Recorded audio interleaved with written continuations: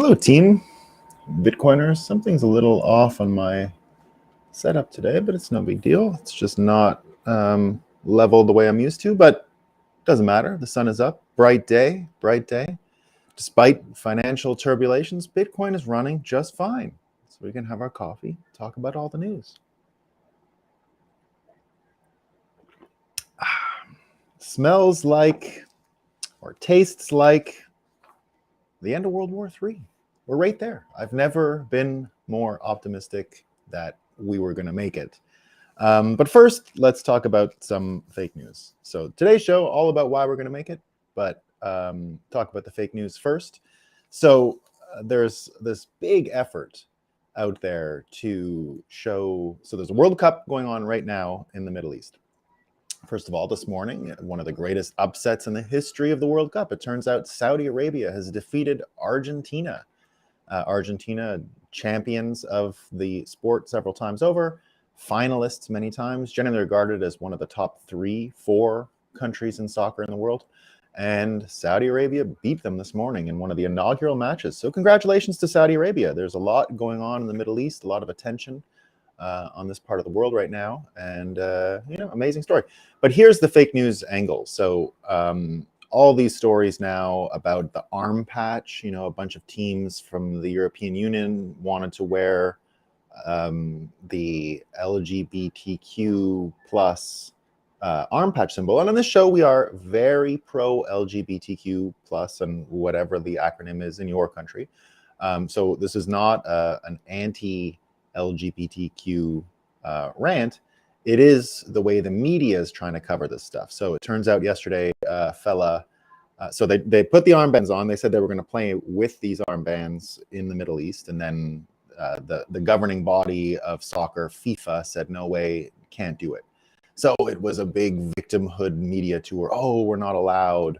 But of course, blame was not put on any entity. It wasn't put on Qatar necessarily. It wasn't put on FIFA. It was just all the racists out there. It's their fault, right? It was a conspiracy. And there was a story yesterday where an American tried to attend the game with the T-shirt that had the same rainbow flag and LGBTQ plus stuff. So he was denied entry to the stadium in the end, right? So he was denied entry in the stadium. Say what you will about the policy, but it was clear going in that that was going to be the policy, that this stuff wouldn't be allowed. And so they try to make a big media tour where everyone's dunking on Qatar now and what backwards people they were. But here's a tweet that went viral from Binar85. He says, as a Qatari, I'm proud of what happened.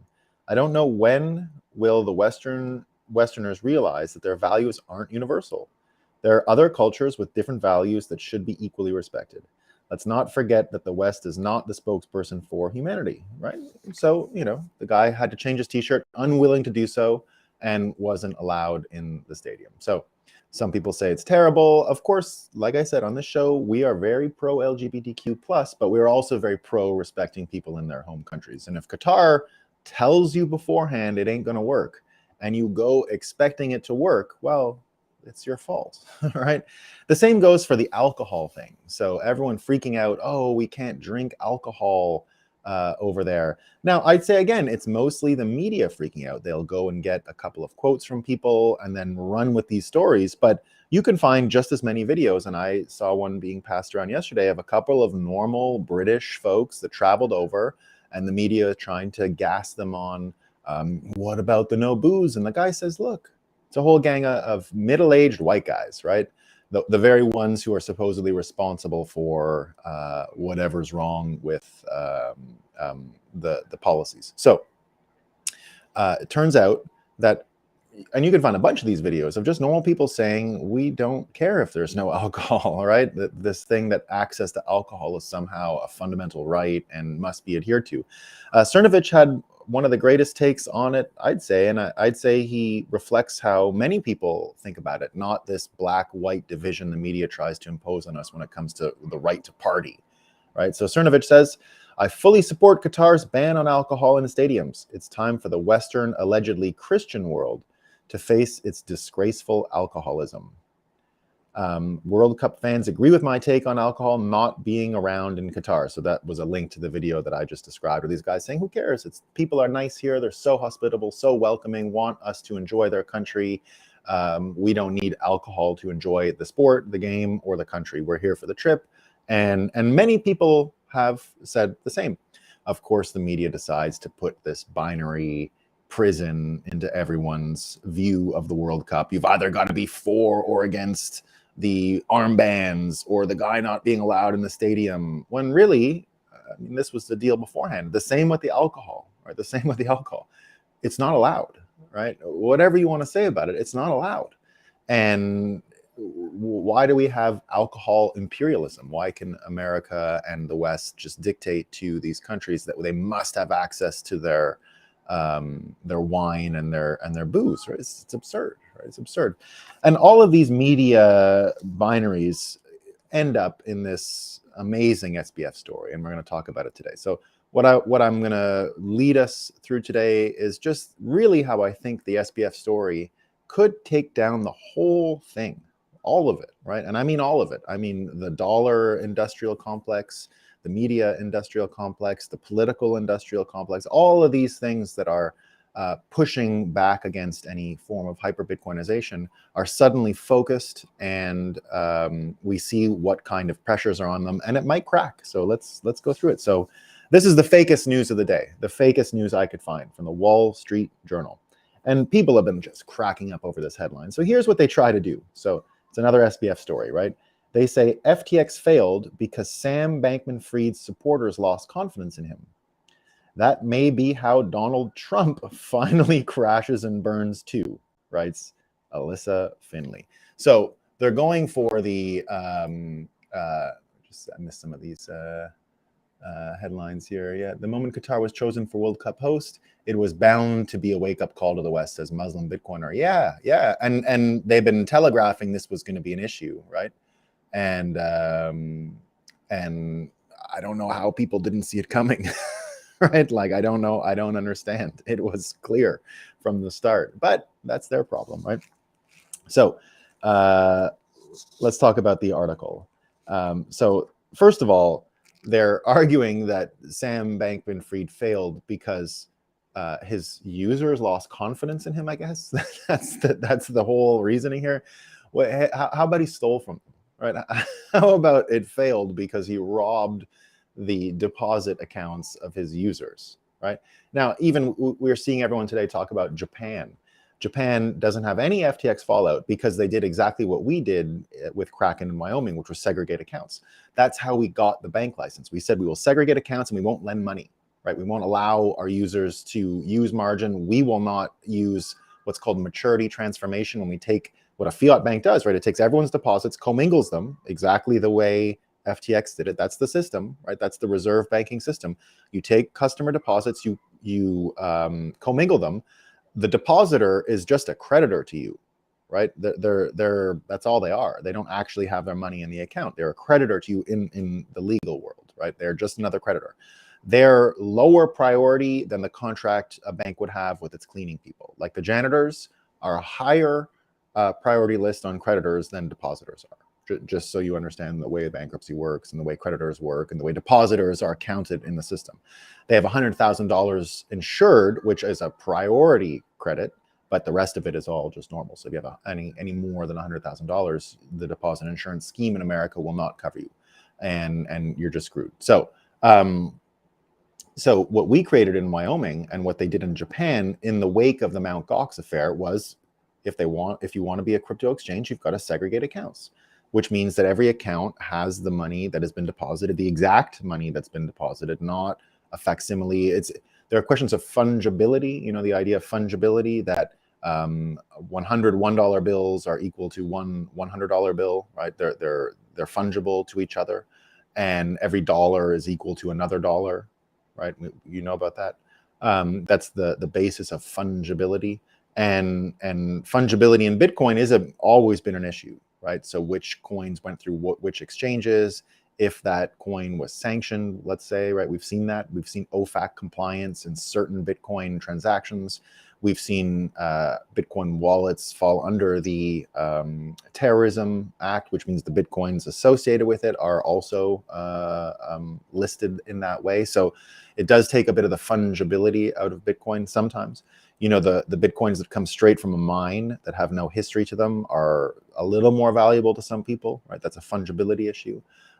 But what we did at our at the Kraken Bank in Wyoming, and what the Japanese do is they keep the coins segregated from other coins, so they can't be commingled. They can't turn into liquidity to provide loans. They're there. The exact one you deposited is there, right? So that's a major innovation and keeps anything like FTX from happening, right? So Japan not going through these things right now, and people saying, you know, that's a good thing.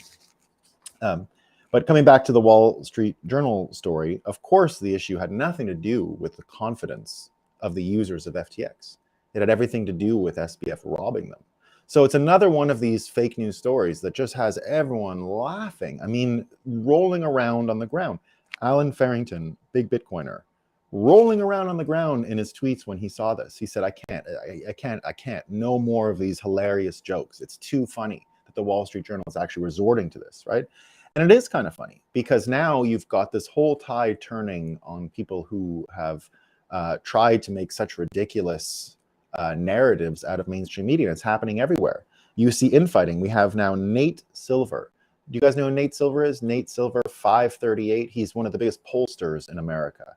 And he's been polling for years, and everyone attacks him all the time, right? How close did he get it? How wrong did he get it? Polling is undergoing a really difficult change to what's going on in our political environment and what's going on in our election systems, right? So it's very difficult for a pollster to account for ballot harvesting and all the stuff that's happened since 2020 because it doesn't show up in polls. It's not the same as, do you plan on voting that day? Who are you going to vote for, right? It used to be much simpler. Now there's all kinds of different variables, and it makes the job much more confusing. Cell phones, landlines, young people not answering. I believe most Republicans do not answer polls anymore and just lie because they're sick of it. So there's a lot of taint in the methodology at this point. And so Nate Silver, in his defense, has done a pretty good job. Of all the pollsters out there, I would say he's stayed true to his methodology more than most. And I've always found his predictions to be within the realm of reason and within the realm of acceptable results based on what actually happens versus what he predicts happens. So he's still in the game, as I would say. And he did quite well in 2016 versus other people. He showed the scenarios in which Trump could win. So they were within his predictive model. He was not completely surprised. It was low probability in his world, but he said it was possible, right? He said it was possible. So here he is now getting into a fight. This is important, with a man named Ben Collins. We brought up Ben Collins here before. So we talk wink, wink, nudge, nudge about NBC, Hong Kong probably being related to, in its history, certain governmental organizations and perhaps not being an independent news outfit. I don't know the details. Glenn Greenwald often writes about it and describes the NBC as an apparatus used by national security to push narratives. We've described how the CIA enters misinformation into mainstream thought, into the news. We talked recently about the fellow who admitted to a journalist about what he had done in the 1970s with Vietnam. It was a video that Ed Snowden shared around and we covered on this show. Basically, you give a little bit of the truth, but you mix a lie in, they get amplified, and it gets caught up in the whole system. He would go to other national security outlets, like in England, MI6, and Canada, CSIS, and he would have them corroborate his lie. And he said the uptake on lies was 70 to 80%, and that it was absolutely used to influence Congress and the American public. And he was giving this interview saying, I regret what I've done. I was too good at it, and I spread so much information that I did damage to the Republic. So he was going out and saying that. So Ben Collins, this guy Ben Collins, is a reporter for NBC that probably, I don't know the truth, that probably has ties to people who would perform this kind of misinformation.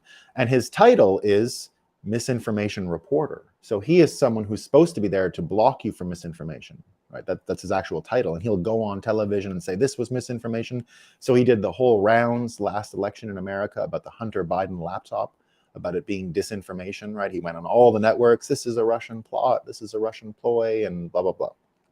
So he gets into a fight now with Nate Silver, who I just mentioned, the pollster. So Ben Collins, this guy, comes out and attacks Nate Silver. Don't you have some elections to be wrong about, right? So Nate Silver says, this is misinformation. And then he says, maybe I'm overgeneralizing from a sample or two or three, but people like the most prominent misinformation reporters are both very partisan and very often spread misinformation. The whole category is a red flag. And Glenn Greenwald jumps in and reports on this and comments. He goes, this is one of the most basic and important insights if you want to know and understand how the modern media functions. Basically, anyone calling themselves a misinformation expert or disinformation reporter is a partisan fraud trying to make their activism seem scientific. And isn't that clear to Bitcoiners now? Isn't that clear to Bitcoiners after the SBF case, right? After the SBF case. Here's what Brett Weinstein says about the SBF case, right? Here's Brett Weinstein, brother to Eric Weinstein, who I've interviewed on Bitcoin before. Brett Weinstein was the Emory, where was he? He was a professor and a biologist and ended up getting kicked out because of some political thing on campus and all that, you know, campus politics basically wouldn't allow him to do his job anymore. So he's become a massive podcaster, huge podcaster, doing his best to tackle questions around COVID and these things, and you know, not coming out and taking a side and being wildly accusatory of folks, but really just trying to use his very well-trained mind to settle problems that we are all suffering from. And the podcast has great numbers, great reception, great fan base. I watch it from time to time and generally a fan. So here's what he says about this very Wall Street Journal article, right? This very Wall Street Journal article where they say that Sam's supporters lost confidence in him. And then they use it to start talking about Donald Trump, to tie SBF into Donald Trump. He goes, I wonder what SBF has on the others. Must be big for them to keep retrieving him from under the bus. I mean, it's the New York Times and the Wall Street Journal, for fuck's sakes. Pardon the swearing. I bet it's the pedo stuff. They'll probably Noriega him so they won't have to Epstein him. Epstein was messy. This is a pretty big prediction here. But that really does give us the context that Bitcoiners are now all going through when it comes to media. We weren't all on the same page about the media before. A lot of us were. We were already some of the most orange-pilled, eyes wide open folks out there. But now all of these crypto folks who didn't really see the world proportionately the same way as Bitcoiners did are starting to run into our ranks. They're starting to open their eyes to the failure of the New York Times, the failure of the Wall Street Journal, the failure of all mainstream media when it comes to helping us understand the world. We're starting to understand more that they push narrative and that they're a part of the narrative weaving system. And that's become super explicit, right? Super explicit. So you can even see it. Here's just in numbers, right? In numbers for Bitcoiners. This is super positive news. This is River Financial, right? This month, River has already had its largest inflow of new clients compared to any other month in 2022. Builders build in Bitcoin bear market. So River is a service for Bitcoiners, starting to see more and more people enter, leaving the casinos, leaving the exchanges, leaving all of the high time preference, low focus platforms and joining something much bigger. And, you know, it's a great data point, just fantastic news, fantastic data point. Now, what I want to talk about, just to put this in context, we have the story of the media failure, right? So here's, and often when I talk about what needs to happen for Bitcoiners to win, there are some mythologies about America that we've got to start tackling, we've got to start talking about. I think there is a core piece of America that, and American ideals and American vision and American optimism about the future that we can preserve. But Arthur Hayes had just a great piece called White Boy. And again, I'm not a person who's going to go out of my way to put race as a frame on any story, right? I think we got to get over it to the extent that we can. But here is Arthur Hayes talking a little bit about what he saw. Now, Arthur Hayes' vantage point for the SBF story is the best in the world, because Arthur Hayes, on the same day in the same days, the same weeks that SBF Star was beginning to rise, which would have been November 2020, when I was looking very closely at their operations at Kraken as part of my job. I was going deep to find out what the heck was going on over there, because it was coming out of nowhere, picking up market share, doing all kinds of things, and I was trying to figure out what was going on.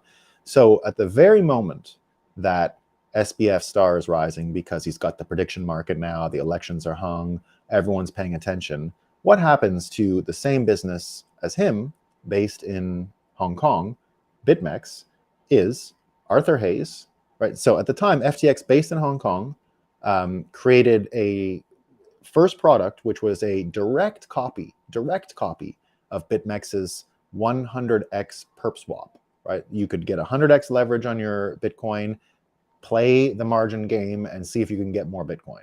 It was an amazing mousetrap that he predicted from early on was going to be a big hit in Bitcoin, and it was, right? You got to give Arthur the credit. He invented the perp swap and allowed this new product to come into the market, and it was dynamite, and it had huge traction, huge flows. SBF made his fortune using this thing, playing the game. And what did SBF do? He created the 101x perp swap machine and started stealing market share, especially after BitMEX had the crunch that it had in that March 7th or 8th or whatever day it was in 2020, when the whole market sank and Bitcoin was available for $3,500 on the BitMEX platform because of the crash. And you know, that started a whole domino effect of stuff that caught up to Arthur later. So at the same time as SBF is starting to get lionized and canonized, Arthur is indicted in Hong Kong.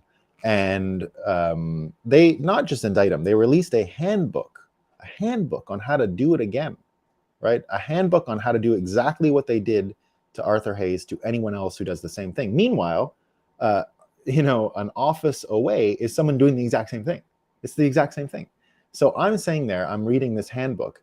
The handbook was released by the Department of Justice. It had every single indictment related to crypto and Bitcoin in the history of American justice system, with the conclusion of Arthur and with the threat inside the indictment of Arthur that they can do it again because here's the blueprint. And so anyone else messing around in this way is going to get it. And I said, well, why don't they just do it right away? They have FTX. What's going on here, right? I don't get it. And of course, nothing happened. Huge donations to Biden, so I got it, right? I understood what was going on.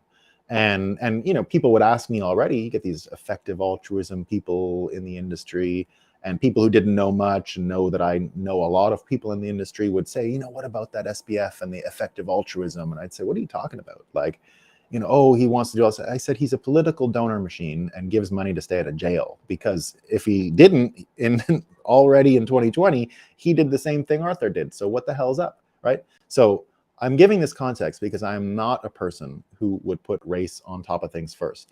But when I looked at the situation there, the political donations, and then Arthur's trouble, what did Arthur do exactly, right? Arthur embarrassed Wall Street. I helped him. I brought him to Wall Street several times and helped him embarrass Wall Street, right? I brought him to my shows that CoinDesk would host because I knew he was irreverent, I knew he was hilarious, and I knew he would have so much disrespect for Wall Street that it had to be shown. It had to be shown how Bitcoiners and people that don't like the porno of Wall Street, that want to do it for real, they want the real risk, what they think of the actual Wall Street. And he went and he embarrassed everyone there. I mean, he just embarrassed them, right? Made fun of them, disrespected them. And he would do these media tours every time he came to New York. He would get on the television stations and just run through the Squawk Box, the CNN, and all these different things. And in every one of them, it was the same story. It was Arthur laughing at them, basically calling them stupid in not so many words.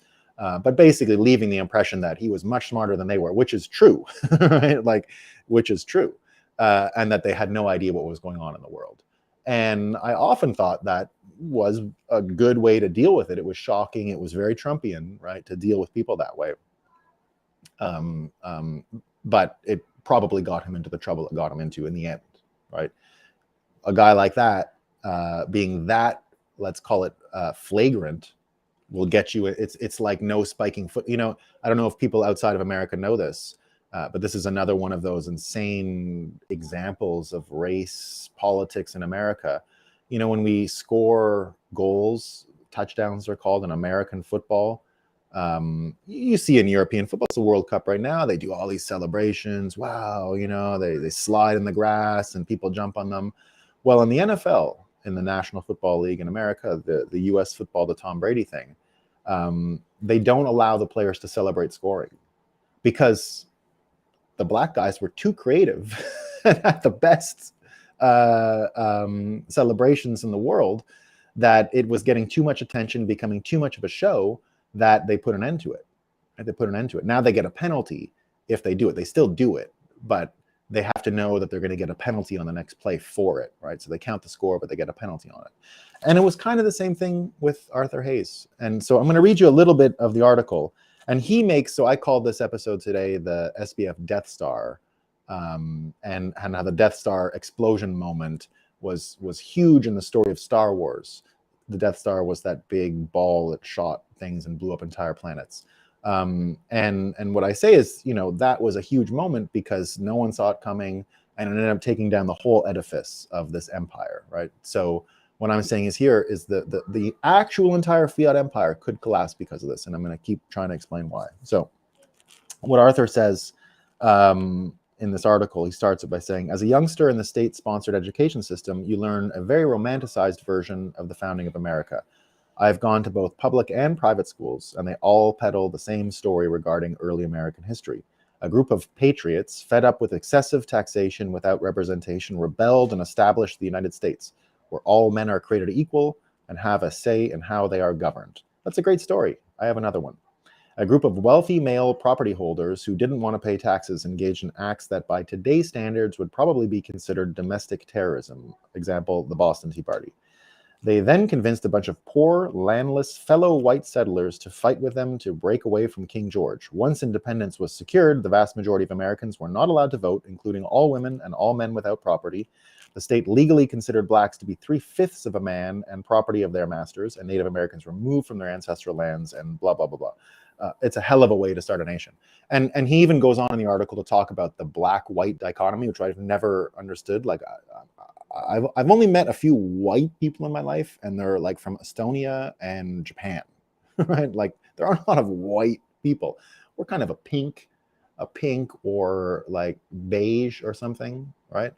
And even setting people in terms of black and white when it's really brown and beige or pink or whatever the hell the color is, already puts you in this world. And he says it already goes back to the framing of how people in power maintain power by making sure the people who aren't in power fight each other before they fight those in power. And that's what's about to change. That is what's changing.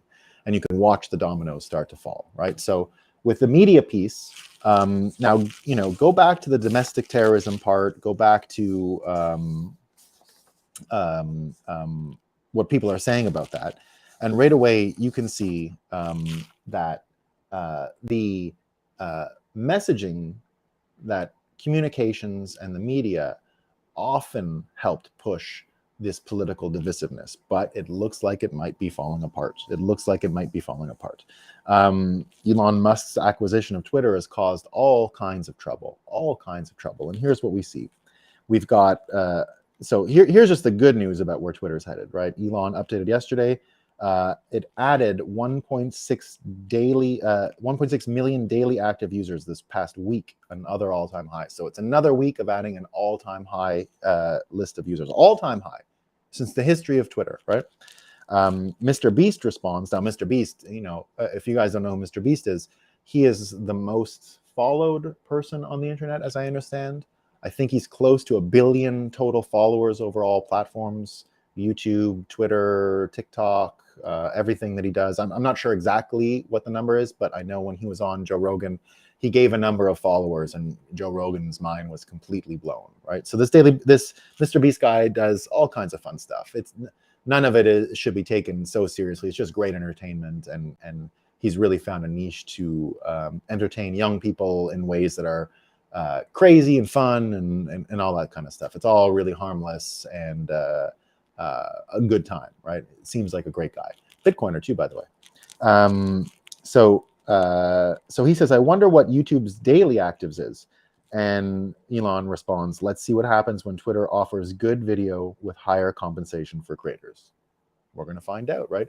How well have we done so far covering us, people on Twitter and YouTube covering SBF? Way better, way better. It's not even close than mainstream media. That's why all these, I would argue that's why it's been adding so many followers.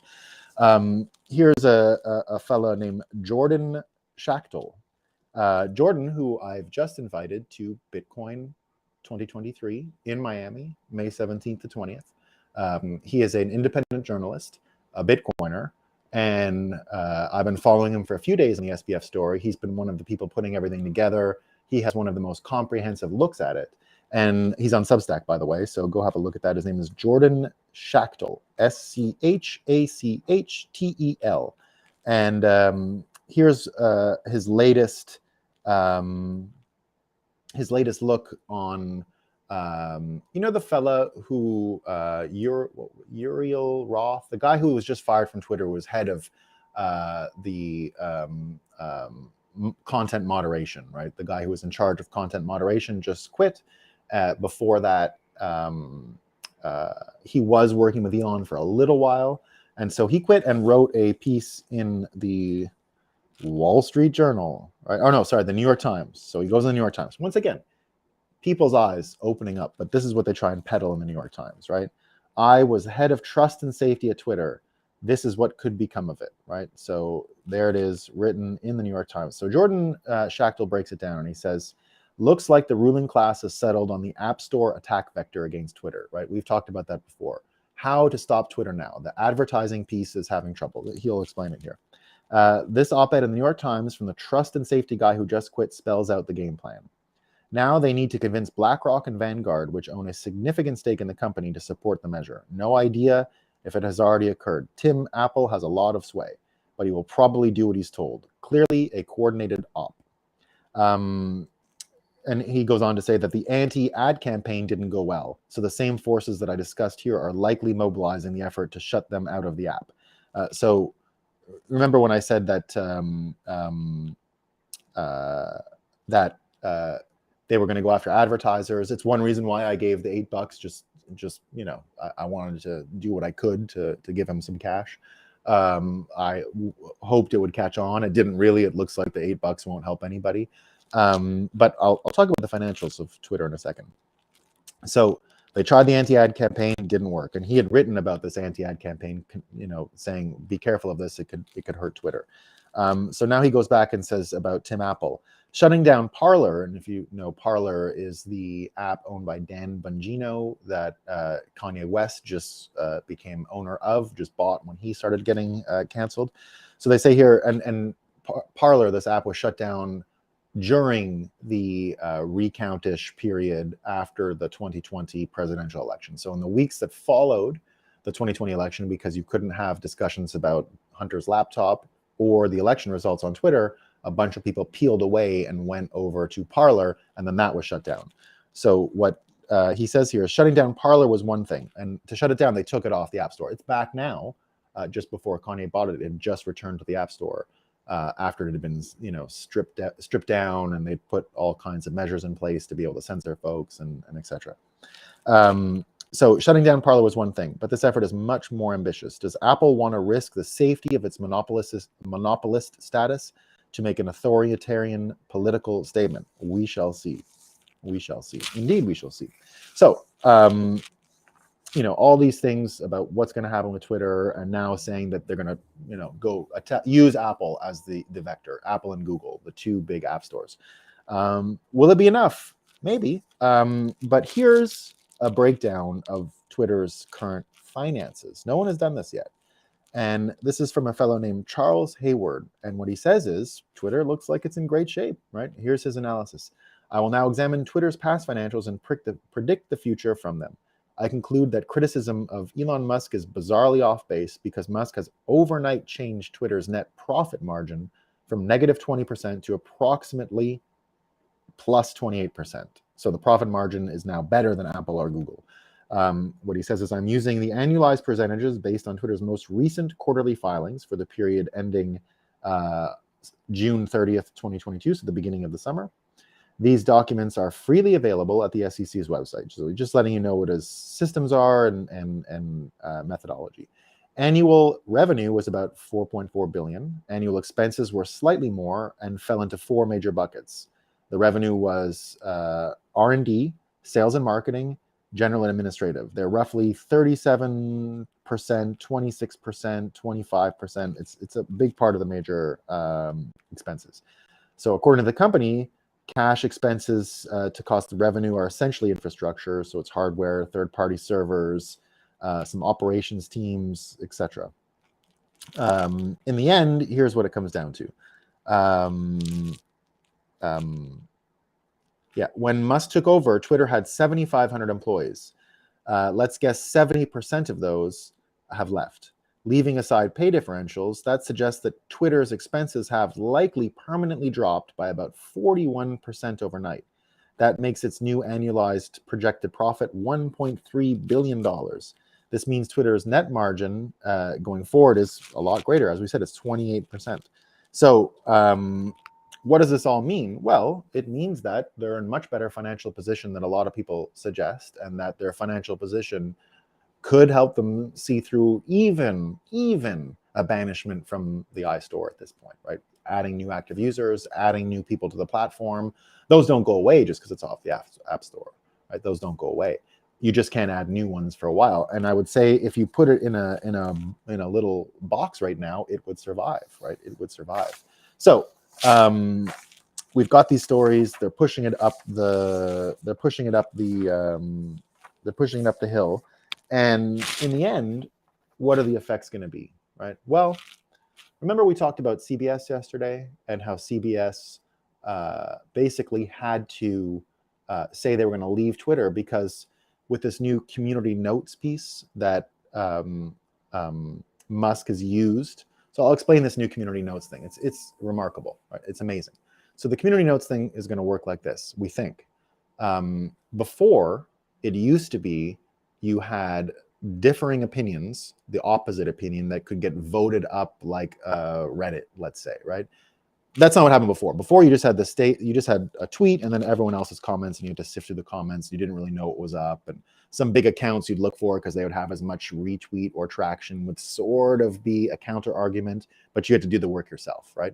But how great would it be if you could see something like a counter argument or even better than a counter argument, right? Even better than a counter argument. Well, how can Twitter do that? It looks like they found the key with this community notes thing. So the way it works is like this. You have the original tweet, right? And in the old system, like a Reddit system or the opposing point of view, you would just have the counterpoint and then people could vote it up, right? And you'd see the point, the counterpoint. The problem with the point and counterpoint is trolls, partisans, everyone gets involved and will just create a mirror of either reality or the lie, right? But they become opposites.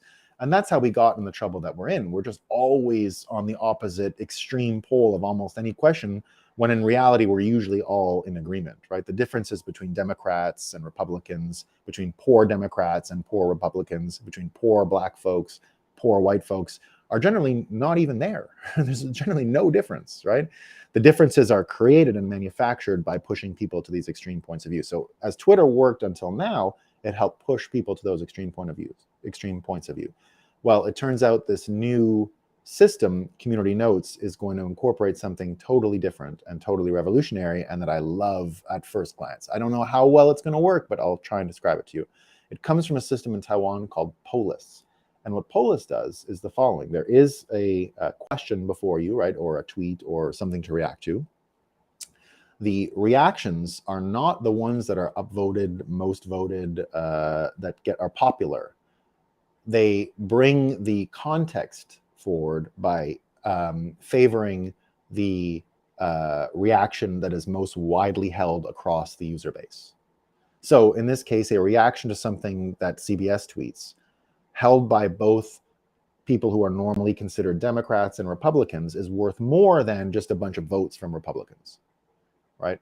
The minute you show aggregation of opinion, it starts to get pushed forward.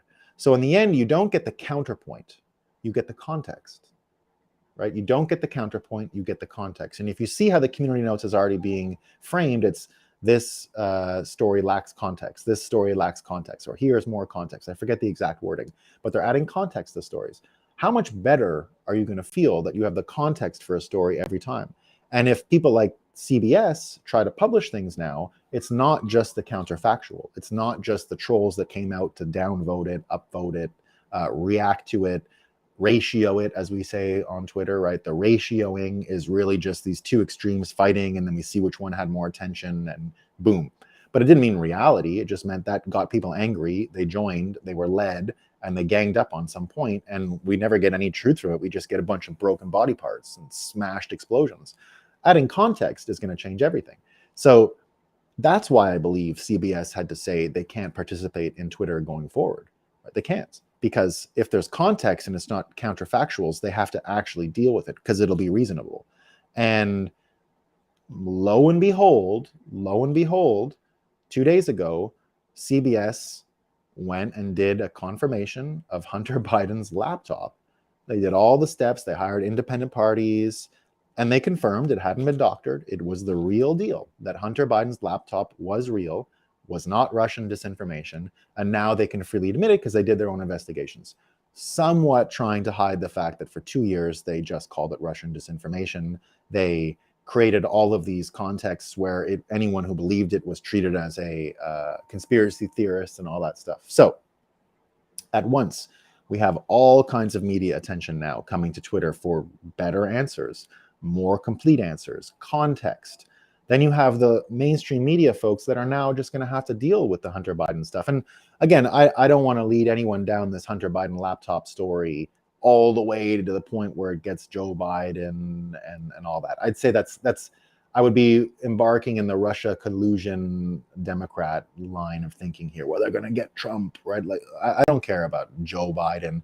I do care if he was influenced by foreign governments. Absolutely, right? Because we don't know what's going on in China and Hunter Biden. We don't know what's going on in Ukraine with Hunter Biden. We got to find out, right? We got to find out. Now, it's going to be easy for Joe Biden to protect himself from that, but we still need more context. And CBS now had to actually go and do this in order to even participate on Twitter. Imagine, they had to change their entire opinion about a super important story in order to participate on Twitter. Right? The effects of that are huge. They're incredible. They're incredible. And we can take it one step further, and this is the final step. So you get all these, stories about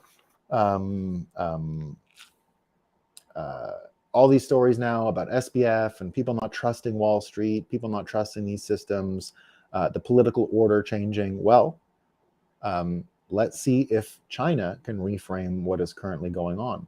What's going on in China is the nationalization of the real estate sector. If you didn't see it, here's the news.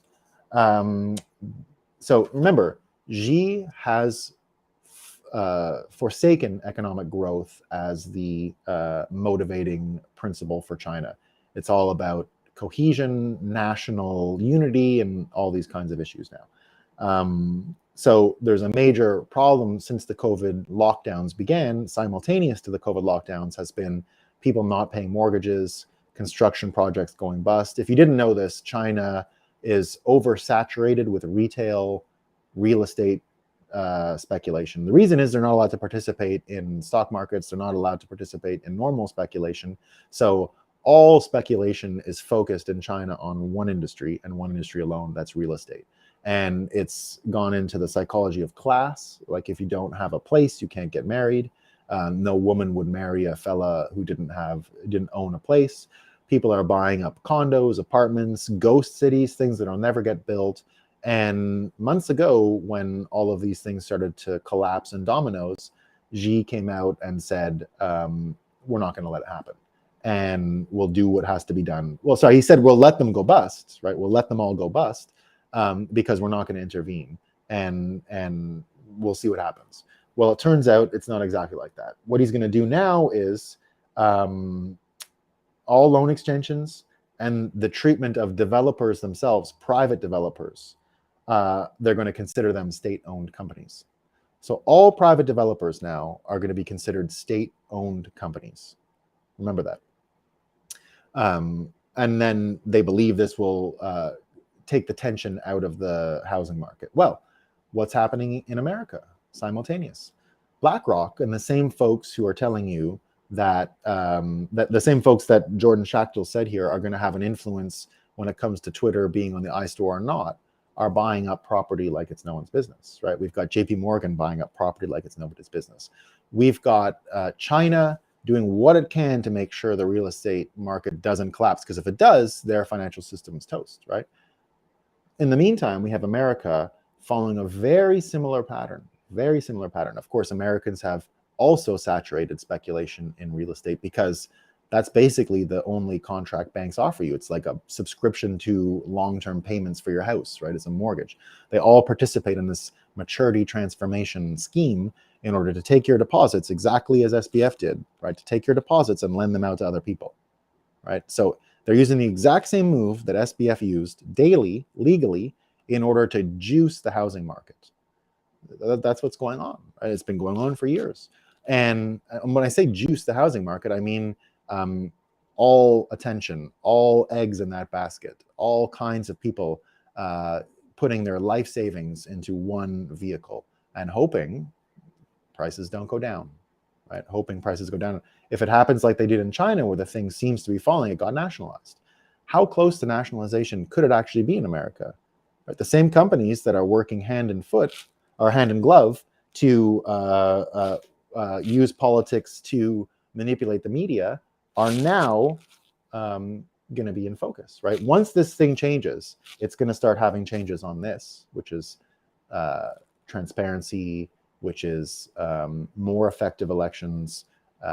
You know, because again, if we're going to sit here and say, oh, the media is broken, finance is broken, but the elections are great, right? They're the only system in America that works awesome. Healthcare sucks, finance sucks, all that stuff, education, garbage, right? But don't worry about it. Don't worry about it. Even though all the systems are broken, that one's great, right? Don't worry about that one. It can't hold. It's going to fall apart, right? So we don't know what's going to happen with the SBF thing. It touches on all kinds of pieces of American society. But I think we've dealt it a major mortal blow. And just like the Empire in Star Wars, that whole thing could collapse and bring about a real moment of clarity and precision where we can understand more about what's making this world spin and change it, right? And that's what Bitcoin is all about. We've got to change the world the way this thing spins. Daniel Renault, I liked Ben Hunt's piece, except the part about BTC at the very end. I didn't see the epsilon theory. I might have missed that, Daniel. I didn't maybe to get to the end. Unsure.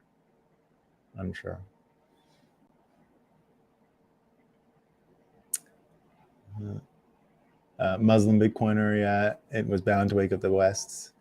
All right, team. Let me know if I'm missing anything. I think I covered all of our stories. You know, nationalization of real estate in China, though. Pay attention to that. You know, pay attention to that. Oh yeah, I guess the other story that's funny today. Everyone, you know, the Sam Harris guy. You know, Sam Harris is sort of like a public intellectual in America. He was recently criticized for saying, you know, he would like Osama bin Laden is better than Trump or something, and that he didn't care about the Hunter Biden laptop. He would have voted. All he needed was an excuse to make sure Trump didn't make it. Like some really Trump derangement syndrome, crazy things. Everyone ganging up on this guy now because he gave a ton of attention to SBF in this early period that I'm talking about now. This period that I'm talking about now, when Arthur's getting arrested, when we don't know what's going on with the elections, and all of a sudden this SBF guy comes out of nowhere after he gets global attention from his election prediction markets, right? And he's the biggest Biden donor, right? All right, well, I think Sam Harris's time as a public intellectual are coming to an end. What are you going to do? All right, team. I'll see you at 1 again. I'm doing news and notes with the Bitcoin Magazine folks. Hop in, join in. All right, team.